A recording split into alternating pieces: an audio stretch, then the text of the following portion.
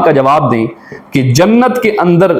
اور قیامت کے دن جب صدائے علی یہ ہے لا الہ الا اللہ محمد رسول اللہ، وہاں صدا یہ ہی کلمہ جو مسلمانوں کا کلمہ ہے، اور آپ لوگ یہاں پہ کہتے ہیں وہ کلمہ صحیح ہے جس کلمے کے اندر علی ولی اللہ کا بھی تذکرہ ہے، علی ولی اللہ کا بھی تذکرہ کیا جا رہا ہے، تب کلمہ صحیح ہے۔ تو میں کہتا ہوں جنت کے اندر جانے کے لیے حضرت علی تو صرف یہ کہہ رہے ہیں کہ لا الہ الا اللہ محمد رسول اللہ، یعنی اللہ کی توحید اور محمد رسول اللہ صلی اللہ علیہ وسلم کی رسالت کا اقرار کر رہے ہیں۔ اس سے بات معلوم ہوتی ہے کہ جو کلمہ ہے وہ مسلمانوں کا صحیح ہے، ان کے کلمے کے اندر اضافہ کیا گیا ہے۔ السلام علیکم ورحمۃ اللہ وبرکاتہ۔ دیکھنے اور سننے والوں کو میری طرف سے سلام۔ آج کا جو ہمارا موضوع اور ٹاپک ہے وہ کلمہ اسلام کی جو تحقیق ہے اس بارے میں کہ کلمہ جو ہم پڑھتے ہیں جس کے اندر دو اجزاء ہیں اس کی تحقیق پیش کی جائے۔ آیا کہ صرف دو اجزاء ہیں یا اس کے اندر ایک جز جو کہ ایک گروہ کی طرف سے اضافہ کیا جاتا ہے وہ بھی اس کے اندر شامل ہے کہ نہیں ہے؟ تو اس بارے میں جو حوالہ جات ہیں میں اپنی کتابوں سے نہیں بلکہ شیعہ کتب سے حوالہ پیش کروں گا کہ یہ جو کلمہ ہے صرف دو جزوں پر مشتمل ہے، اس کے اندر کوئی تیسرا جز جو ہے وہ بالکل موجود نہیں ہے۔ اب جب ہم کلمہ کو دیکھتے ہیں تو کلمہ اصل کے اندر یہ ایمان کا اقرار لسانی ہے، یعنی جو اقرار ہے انسان اپنی زبان سے اقرار کر رہا ہے، یہ اس کا زبانی ایک مظہر ہے کہ جو دل کی بات ہے وہ زبان اس کی اقرار اور اس کا ادائیگی کر رہی ہے۔ اب جو کلمے کے اجزاء ہیں یہ دو ہیں، ایک جز اس کے اندر اللہ کی توحید کا بیان ہے اور دوسرا جز جو ہے اس کے اندر پیغمبر صلی اللہ علیہ وسلم کی رسالت کا بیان ہے۔ تو یعنی اللہ کی توحید کا اقرار ہوگا اور نبی کریم صلی اللہ علیہ وسلم کی رسالت کا اقرار ہوگا۔ یہ دو اجزاء اس کلمے کا جز ہیں اور کلمے کے اندر شامل ہیں۔ ایک جز جو شامل کیا جاتا ہے علی ولی اللہ وصی رسول اللہ، کہ حضرت علی جو تھے ان کی خلافت اور ولایت کا اعلان بھی کلمے کا جز ہے۔ تو آج ہم شیعہ کتب سے دیکھیں گے کیا ان کی یہ بات درست ہے یا خود ان کی اپنی کتابیں صرف کلمے کے دو اجزاء بتاتی ہیں، تو ان کی اس بات کے اندر صداقت کتنی ہے کہ جو بعد کے اندر شامل کی گئی ہے۔ اسی طرح وہ اذان کا جو جز بڑھاتے ہیں، جیسا کہ شہنشاہ حسین نقوی صاحب یہ قرار کر چکے ہیں کہ یہ جز جو ہے یہ اذان کا جز نہیں ہے بلکہ یہ ایک علامتی طور پہ ہم پڑھتے ہیں اور اپنے آپ کو ظاہر کرنے کے لیے یا اپنے عقیدے کی وضاحت کے لیے ہم اس بات کا اذان کے اندر شامل کرتے ہیں۔ تو سب سے پہلے بلا تمہید میں حوالوں کی طرف آتا ہوں اور یہ حوالے شیعہ کتب سے ہوں گے۔ میرے پاس بہت زیادہ حوالے موجود ہیں لیکن میں اختصار کی وجہ سے چند حوالہ جات آپ کے سامنے پیش کرتا ہوں جو حق جاننے اور حق کی تلاش والوں کے لیے میرے خیال میں بہت ہو جائیں گے، جو حق کی تلاش کے اندر پھر رہے ہیں۔ سب سے پہلا حوالہ جو ہے نا یہ بہت بڑے شیعہ عالم ملا باقر مجلسی، جن کی وفات تقریباً 1110 ہجری کے اندر ہے، وہ اپنی کتاب میں حضرت علی کے حوالے سے نقل کرتے ہیں۔ تو اب جو میں حوالہ جات پیش کروں گا ایک تو شیعہ کتب سے ہوں گے، دوسرا حضرت علی کی صراحت اور فرامین ہوں گے کہ جس کے اندر یہ بات بیان کی گئی ہوگی کہ کلمہ اسلام کے صرف اجزاء جو ہیں وہ دو ہی ہیں۔ تو پہلا حوالہ جو ہے ملا باقر مجلسی اپنی کتاب حیات القلوب کے اندر لکھتا ہے، جلد 2 صفحہ نمبر 3 کے اوپر حوالہ نوٹ فرما رہے ہیں۔ حیات القلوب فارسی جلد 2 صفحہ نمبر 3 طبع ایران تہران سے چھپی کتاب، اس کے اندر یہ فرماتا ہے جس کا ترجمہ ہے، پس اللہ تعالیٰ نے وحی کی جناب نبی کریم صلی اللہ علیہ وسلم کی طرف کہ آپ لوگوں کی طرف جائیں۔ یہ بات روایت کرنے والے کون ہیں؟ جناب علی المرتضیٰ رضی اللہ تعالیٰ عنہ ہیں۔ آپ فرما رہے ہیں کہ اللہ نے وحی کی اپنے حبیب علیہ الصلوۃ والسلام کی طرف کہ آپ لوگوں کی طرف جائیں اور جا کر ان کو یہ حکم دے کہ وہ پڑھ لیں لا الہ الا اللہ محمد الرسول اللہ۔ نبی کریم صلی اللہ علیہ وسلم کو حکم اس بات کا ہوا ہے کہ آپ لوگوں کی طرف جا کے لوگوں کو جو دعوت دیں گے وہ اس بات کی طرف دعوت دیں گے کہ وہ لوگ آئیں اور پڑھ لیں لا الہ الا اللہ محمد الرسول اللہ۔ اب ایک اللہ کی توحید ہے، ایک رسالت مصطفیٰ صلی اللہ علیہ وسلم ہے۔ تو جو لوگ کہتے ہیں کہ علی ولی اللہ یا وسیع رسول اللہ والا جز شامل کیے بغیر اسلام ثابت نہیں ہوتا، وہ اس روایت کا جواب دیں، کیا جن لوگوں کو پیغمبر علیہ السلام یہ کلمہ پڑھا رہے ہیں وہ مومن و مسلمان تھے یا نہیں تھے؟ دوسری بات، روایت کرنے والے جناب علی ہیں، یعنی حضرت علی المرتضیٰ رضی اللہ تعالیٰ عنہ نے کلمہ کون سا پڑھا تھا؟ وہ تو خود نقل کر رہے ہیں کہ اللہ کی توحید اور نبی علیہ الصلوۃ والسلام کی رسالت کا بیان ہوگا۔ تو یہ کلمے کے دو اجزاء ہیں جو بنیادی جز قرار دیے جائیں گے، اس کے علاوہ کوئی تیسرا جز اس کے اندر یہ شامل نہیں ہے۔ یعنی جن لوگوں کو حق کی تلاش تھی اور وہ اسلام قبول کرنا چاہتے تھے، نبی کریم صلی اللہ علیہ وسلم ان سے دو چیزوں کا اقرار لیتے تھے اور دو چیزیں ان کی زبان سے کہلواتے تھے، ایک اللہ کی توحید کا بیان تھا اور دوسرا جناب نبی کریم صلی اللہ علیہ وسلم کی رسالت کا بیان تھا۔ اس کے اندر تیسرا جز نہیں تھا۔ اب یہ بات کہنا، جیسا کہ شہنشاہ حسین نقوی صاحب نے اپنی حالیہ دنوں میں جو محرم کے حوالے سے ان کا وہ ایک کلپ وغیرہ تھا، اس کے اندر یہ کہا تھا کہ علی ولی اللہ کے بغیر لا الہ الا اللہ محمد رسول اللہ کا کوئی فائدہ نہیں۔ اب میرا سوال اس سے ہے کہ اگر فائدہ نہیں ہے تو نبی علیہ السلام کیوں پڑھا رہے ہیں؟ حضرت علی اس روایت کو نقل کیوں کر رہے ہیں؟ اور کتاب بھی تمہاری اور بہت بڑے مجتہد کی کتاب، اس کے اندر یہ بات موجود ہے۔ اگلا حوالہ، ہم اگلے حوالے کی طرف چلیں گے تو یہ جناب نامور امامی اردو مفسر مولوی مقبول احمد دہلوی نے ترجمہ قرآن کے پارہ 21 کے ضمیمہ میں فتح خیبر کے ذکر میں حضرت علی رضی اللہ تعالیٰ عنہ کے بارے میں یہ لکھا ہے کہ، اب یہ کون ہے؟ مولوی مقبول احمد دہلوی ترجمہ قرآن کے اندر پارہ 21 کے ضمیمہ میں لکھتے ہیں فتح خیبر کے حوالے سے کہ آپ نے تمام اہل قلعہ کو دائرہ اسلام میں داخل کیا، مرحب کی بہن کو جو آئندہ زوجہ رسول ہونے والی تھی عزت و احترام سے خدمت رسول صلی اللہ علیہ وسلم نے بھجوا دیا، اور حکم جناب رسول خدا صلی اللہ علیہ وسلم کی اس طرح تعمیل کی کہ اشہد اللہ الہ الا اللہ و اشہد ان محمد رسول اللہ، نہ فقط اہل قبلہ سے کہلوایا بلکہ آج تک سہولت حیدری کے خوف سے پانچوں وقت مسلمان ہر جگہ پکارتے ہیں۔ اشارات تفسیر صفحہ نمبر 90 کے اوپر بھی یہ بات موجود ہے۔ اب یہاں بات فتح خیبر کا ذکر ہوا ہے، یعنی فتح خیبر کے موقع پہ جب حضرت علی المرتضیٰ رضی اللہ تعالیٰ عنہ نے حملہ کیا کس کے اوپر؟ قلعہ خیبر کے اوپر، تو وہ فتح ہو گیا۔ فتح ہونے کے بعد اللہ کے رسول کا حکم تھا کہ ان سے کس انداز میں کلمہ شہادت پڑھوانا ہے؟ اشہد اللہ الہ الا اللہ اشہد ان محمد رسول اللہ۔ یہاں بھی اگر یہ بات دیکھی جائے تو صرف دو چیزوں کا اقرار ثابت ہو رہا ہے، ایک توحید باری تعالیٰ کا اور ایک دوسرا رسالت مصطفیٰ صلی اللہ علیہ وسلم کا، کہ حضرت علی رضی اللہ تعالیٰ عنہ جو ہیں وہ جناب نبی کریم صلی اللہ علیہ وسلم کے حکم سے اہل قلعہ سے مسلمان ہونے کے لیے یہ والے الفاظ پڑھا رہے تھے۔ اس میں دو چیزوں کا ذکر ہے۔ میرے دوستو، میں یہاں پہ ایک سوال کرتا ہوں کہ اگر مسلمان ہونے کے لیے ولایت علی رضی اللہ تعالیٰ عنہ کا اقرار بھی شرط تھا، تو جناب علی رضی اللہ تعالیٰ عنہ جو فتح خیبر کے موقع پہ وہ خیبر کے یہود جو تھے ان سے کیوں نہیں پڑھا رہے؟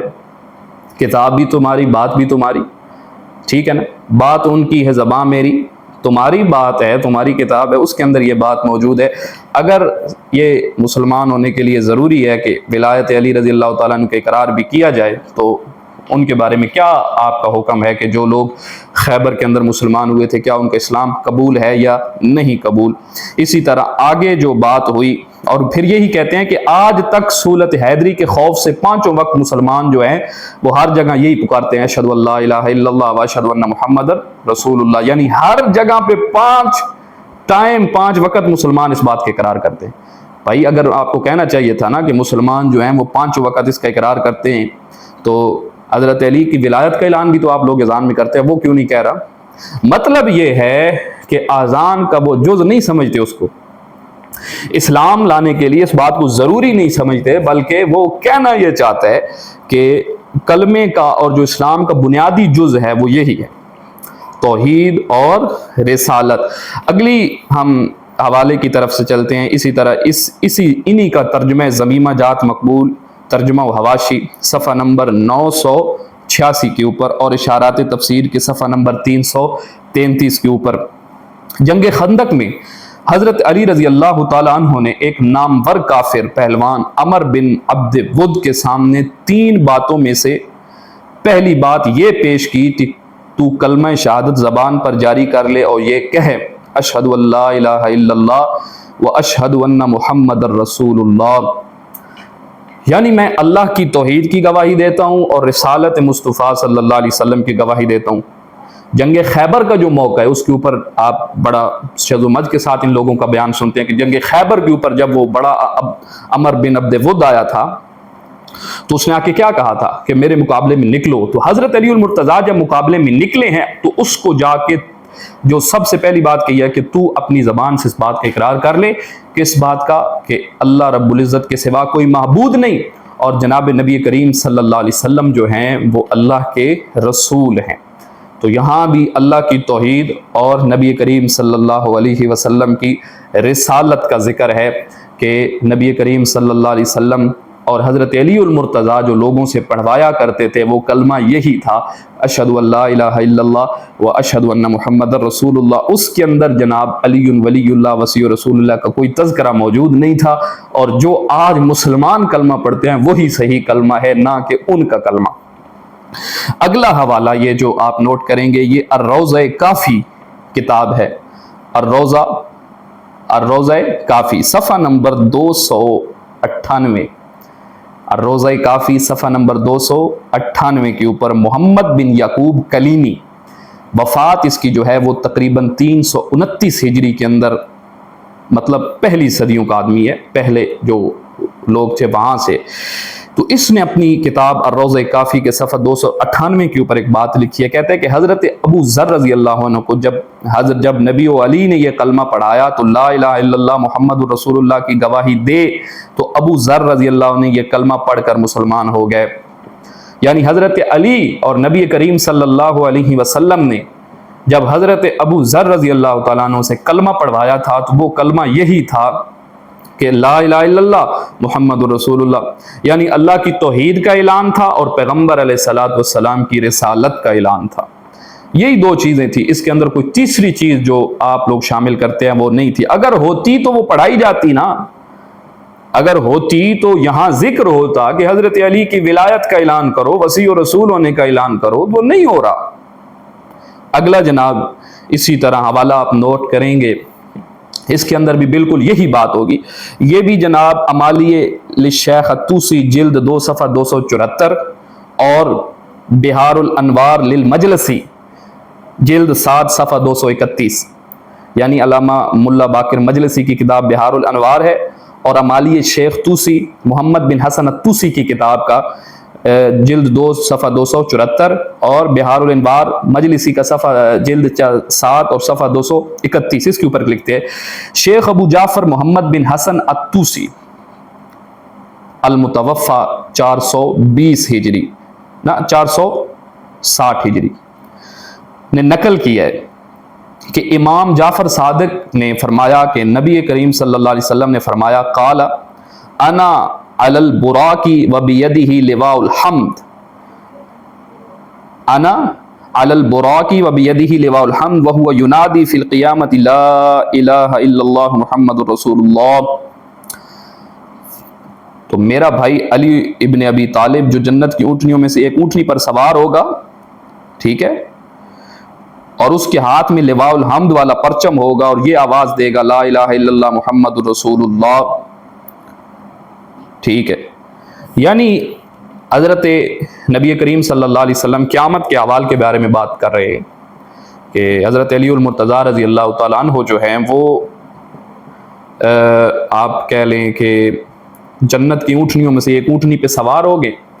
اور ان کے ہاتھ کے اندر جو ہے نا وہ لوائے حمد ہوگا، یعنی حمد کا ایک پرچم ہوگا جو اللہ پاک عطا فرمائیں گے، تو اور یہ آواز دے گا، اور یعنی وہ یہ آواز دے رہے ہوں گے وَهُوَ يُنَادِي فِي الْقِيَامَةِ لَا إِلَٰهَ إِلَّا اللَّهُ مُحَمَّدٌ رَسُولُ اللَّهِ۔ تو یہ بیان اب قیامت کا ہے کہ نہیں ہے؟ یہ قیامت کا بیان ہے نا، تو قیامت کے دن حضرت علی کیا فرما رہے ہیں، ان کا ارشادات کیا ہو رہے ہیں، لا الہ الا اللہ محمد الرسول اللہ، یعنی ایک دنیا ہے، آپ دنیا کے اندر کچھ بھی کہہ سکتے ہیں کہ یہ پہلے کا دور تھا جی، بعد کے اندر یہ ہوا، لیکن یہاں بیان قیامت کا ہے۔ قیامت کے دن جو روز جزا ہے، جو جنت و جہنم کا فیصلہ ہونا ہے، ایمان و کفر کا فیصلہ ہونا ہے بندے کا،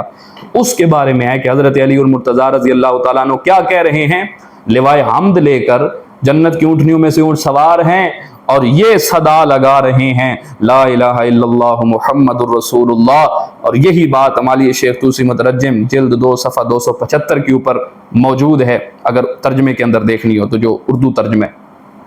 اب آپ مجھے اس سوال کا جواب دیں کہ جنت کے اندر اور قیامت کے دن جب صدائے علی یہ ہے لا الہ الا اللہ محمد رسول اللہ، وہاں صدا یہی کلمہ جو مسلمانوں کا کلمہ ہے، اور آپ لوگ یہاں پہ کہتے ہیں وہ کلمہ صحیح ہے جس کلمے کے اندر علی ولی اللہ کا بھی تذکرہ ہے، علی ولی اللہ کا بھی تذکرہ کیا جا رہا ہے، تب کلمہ صحیح ہے۔ تو میں کہتا ہوں جنت کے اندر جانے کے لیے حضرت علی تو صرف یہ کہہ رہے ہیں کہ لا الہ الا اللہ محمد رسول اللہ، یعنی اللہ کی توحید اور محمد رسول اللہ صلی اللہ علیہ وسلم کی رسالت کا اقرار کر رہے ہیں۔ اس سے بات معلوم ہوتی ہے کہ جو کلمہ ہے وہ مسلمانوں کا صحیح ہے، ان کے کلمے کے اندر اضافہ کیا گیا ہے۔ اسی طرح اگلا جو میں آپ کے سامنے حوالہ رکھوں گا، یہ بھی ہماری شیخ طوسی جلد 2 صفحہ 332 کے اوپر موجود ہے۔ حضرت ابو عاصم النبیل رحمہ اللہ فرماتے ہیں کہ میں نے امام جعفر صادق سے سنا، وہ فرماتے تھے کہ مجھ سے میرے باپ محمد باقر رحمہ اللہ نے بیان فرمایا کہ حضرت جابر بن عبداللہ انصاری نے روایت کی، وہ فرماتے ہیں کہ میں رسول خدا کی خدمت اقدس میں موجود تھا، دوسری جانب حضرت علی بھی موجود تھے۔ اذ اقبل عمر بن الخطاب ومعه رجل قد تلبب به فقال ما باله قال حكي عنك يا رسول الله انك قلت من قال لا اله الا الله محمد رسول الله دخل الجنه وهذا اذا سمعه الناس فرطوا في الاعمال افانت قلت ذلك يا رسول الله قال نعم۔ اچانک میں نے دیکھا حضرت عمر ایک مرد کا گریبان پکڑے ہوئے اس کو رسول خدا صلی اللہ علیہ وسلم کی خدمت میں لے کر آ رہے ہیں، پس رسول خدا صلی اللہ علیہ وسلم نے پوچھا اس کو کیا ہوا ہے اے عمر؟ تو عمر بن خطاب نے عرض کیا یا رسول اللہ، اس بندے نے آپ کی طرف ایک حدیث بیان کی ہے، آپ نے فرمایا کہ جو شخص لا الہ الا اللہ محمد رسول اللہ پڑھے گا وہ جنت میں جائے گا یا رسول اللہ۔ جب لوگوں نے یہ حدیث سن لی تو وہ اعمال چھوڑ دیں گے۔ یا رسول اللہ کیا آپ نے ایسے فرمایا ہے؟ آپ نے فرمایا جی ہاں میں نے کہا ہے۔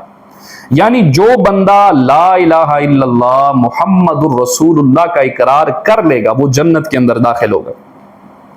وہ جنت کے اندر جائے گا، اس کا ٹھکانہ جنت بنے گا، اس کا ٹھکانہ جنت بنے گا، وہ جنت کی سیر کرے گا، وہ جنت کے اندر جائے گا، اس کی رہائش جنت میں ہوگی، اس کی عاقبت کا جو ہے وہ جنت کے اندر۔ اب یہاں جب جنت کی بات ہو رہی ہے، بھائی کتاب بھی تمہاری ہے، میں کوئی اپنی کتاب پیش نہیں کر رہا، تمہاری کتاب ہے، اس کے اندر لکھا ہے کہ اللہ کے رسول ایک بندے کو کہہ کے بھیج رہے ہیں جاؤ لوگوں سے کہو کہ جو لا الہ الا اللہ محمد رسول اللہ پڑھ لے گا وہ دخل الجنہ ہے، جنت میں داخل ہوگا۔ تو حضرت عمر پوچھیں یا رسول اللہ اس طرح تو لوگ اعمال چھوڑ دیں گے۔ حضرت عمر نے کہا کیا آپ نے واقعی یہ بات کہی ہے یا رسول اللہ صلی اللہ علیہ وسلم؟ اللہ کے رسول نے فرمایا ہاں عمر میں نے واقعی بات کی ہے کہ جو بندہ اقرار توحید رسالت کر لے گا وہ بندہ جنت کے اندر داخل ہو جائے گا۔ تو اسی طرح اگلا جو حوالہ ہے نا، یہ کتاب نہج البلاغہ کا حوالہ ہے، کیونکہ یہ لوگ قرآن کا انکار کر سکتے ہیں لیکن نہج البلاغہ کا انکار کبھی نہیں کر سکتے، ان کے ہاں یہ ایسی معتبر کتاب ہے۔ تو شیخ سید شریف رضی المتوفى 404 ہجری نے نقل کیا وَمِنْ خُطْبَةٍ لَهُ عَلَيْهِ الصَّلَاةُ وَالسَّلَامُ وَنَشْهَدُ أَن لَا إِلَهَ إِلَّا اللَّهُ وَحْدَهُ لَا شَرِيكَ لَهُ وَأَنَّ مُحَمَّدًا عَبْدُهُ وَرَسُولُهُ صلى الله عليه وآله شهادتين تصعدان القول وترفعان العمل لا يحف ميزان توزعان فيه ولا يثقل ميزان ترفعان عنه۔ نہج البلاغہ عربی کی الجزء الاول صفحہ نمبر 132 اور 133 خطبہ نمبر 112 کے اندر حوالہ نوٹ فرما لیں۔ امیر المؤمنین حضرت علی المرتضیٰ رضی اللہ تعالی عنہ نے اپنے خطبے میں ارشاد فرمایا اور ہم گواہی دیتے ہیں کہ اللہ کے علاوہ کوئی معبود نہیں जो वहदहु ला शरीक है, और ये कि मोहम्मद सल्लल्लाहु अलैहि वसल्लम इसके अब्द और रसूल हैं। ये दोनों शहादतें अच्छी बातों को ऊंचा और नेक आमाल को बुलंद करती हैं। शहादतैन का तज़किरा आया है, शहादतून का तज़किरा नहीं आया। भाई ज़्यादा शहादतें, 3 होती तो जमा कहते हैं ना, शहादतैन कह, 2 शहादतें हैं बस। अच्छा, ये क्या करती हैं? अच्छी बातों को ऊंचा करती हैं और नेक आमाल को बुलंद करती हैं। जिस तराजू में इन्हें रख दिया जाए उसका पल्ला हल्का नहीं होगा, और जिस मीज़ान से इन्हें अलग कर लिया जाएगा उसका पल्ला भारी नहीं होगा। अगर आप यही बात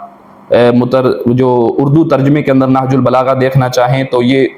नहजुल बलागा उर्दू का तर्जमा जो है ये सफ़ा नंबर 324 खुतबा नंबर 112 मुफ्ती जाफ़र हुसैन साहब की जो उन्होंने इसका तर्जमा किया है उसके अंदर आप मुलाहजा फरमा सकते हैं। मेरे दोस्तों, मैंने आपके सामने ये चंद हवाला जात रखे जिसके अंदर शिया कुतुब में मौजूद था कि हज़रत अली उल मुर्तज़ा रज़ी अल्लाह ताला अन्हु की फ़रामीन की रोशनी के अंदर कि जो आखिरत की कामयाबी का दारोमदार है वो 2 शहादतों पर है, शहादतैन पर है। एक अल्लाह की तौहीद का बयान होगा और दूसरा जनाब नबी करीम सल्लल्लाहु अलैहि वसल्लम की रिसालत का बयान होगा। आप अल्लाह की तौहीद को माना जाएगा और नबी करीम सल्लल्लाहु अलैहि वसल्लम की रिसालत का इकरार कलमे के अंदर किया जाएगा। कलमे का कोई तीसरा जुज़ मौजूद नहीं है। कलमा कोई और अज्जा पर मुश्तमिल, सिर्फ 2 जुज़ों पर मुश्तमिल है, 2 शहादतों पर मुश्तमिल है। हज़रत अली खुद फरमा रहे हैं, कभी अपने खुतबे में, कभी अल्लाह के रसूल की हदीस बयान कर रहे और कभी कोई चीज़ बयान कर रहे हैं, लेकिन कहाँ पर जी, इसलिए कि जो कलमा इस्लाम है वो सिर्फ शहादतैन पर मुश्तमिल है,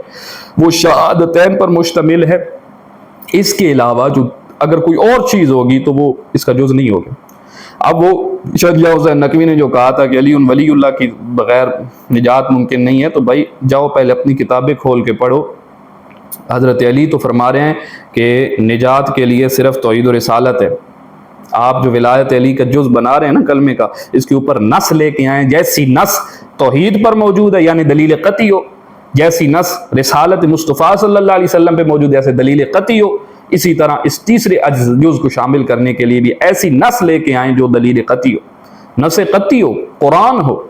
इसके ऊपर ये कुरान पेश करेंगे तब ये जुज़ बनेगा, वरना ये जुज़ नहीं बन सकेगा। मैंने आपके सामने हवाला जात पेश कर दिए। अब इन हवालों की रोशनी में हर बंदे के लिए वो आसान है, फैसला कर सकता है किसकी बात सही है और किस बात गलत है। हम किसी के ऊपर अपना मज़हब व मसलक थोपते नहीं हैं, न किसी को ये इजाज़त देते हैं कि वो हमारे ऊपर अपना मसलक व मज़हब थोपे, बल्कि हर बंदे को इख्तियार है, वो जिसको हक समझे उसके ऊपर अमल करे, जिसको हक न समझे उस पर छोड़ दे। मैंने आपके सामने ये बातें रख दी, अब आपके ऊपर आप फैसला करें कि बात उनकी सच्ची है या बात हमारी सच्ची है। अस्सलामु अलैकुम।